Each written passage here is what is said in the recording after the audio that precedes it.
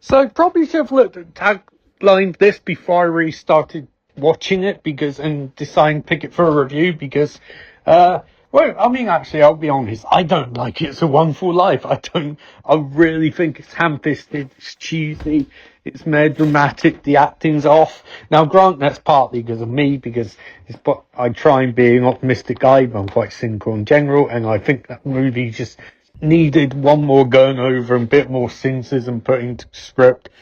Unless, gee whiz, our shots, golly, mister.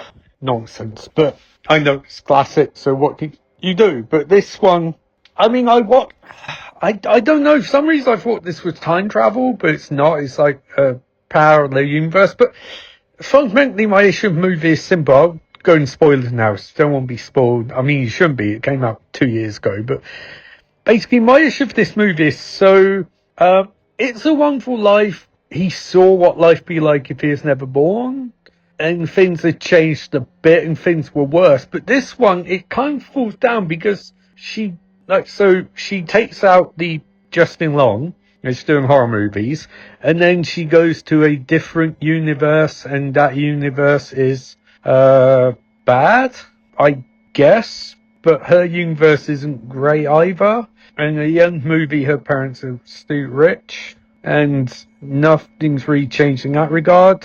So I don't, it doesn't really necessarily work. But I don't think It's Wonderful Life really works either, so I think maybe I'm just the wrong audience for this movie. I do think it's a cute movie, and I don't mean that in a negative way. I think, like, the friendship between the two characters, God, I can't remember what her name is, I think Jane Wither plays her, whatever, and her friend Bernie. I think that's a cute dynamic, and it's sweet, and I like positive representation like that in these movies because, it's good. The whole thing behind diversity and people going, oh, I don't want this. So, like, no, I want to watch and read that stuff that I don't necessarily live. I find it interesting. It's learning. I like to learn. But that's basically that, and Justin Long really going over top, basically my two plus points of the movie. Other than that, I don't really have much to say, which is bad because I've got to get this shit 5 minutes. I mean, it's okay, it's fine, it's not, I think the thing I'd really say about it is, like, it's written by a guy who wrote Freaky, but with Freaky, I feel like it's a really good movie with a good premise. I also think it sets things up quicker.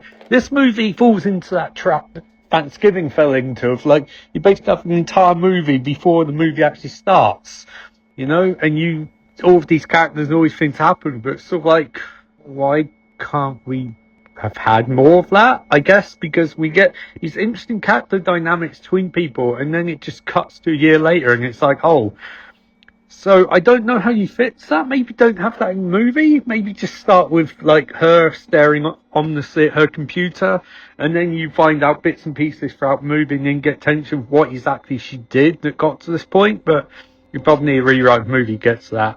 Yeah, it's inoffensive. It's decent. It's just, I don't know. I feel like it was specifically made with you need to make a movie which is exactly 87 minutes long and has these beats because that's what the Shudder audience wants. Not that you should necessarily be giving a Shudder audience what they want because we're all a bunch of fucking sickos, but that's a theory, And I don't think it's bad at any stretch. I think it's decent. It's just, it's one of the movies where you go like, yeah, 3 out of 5.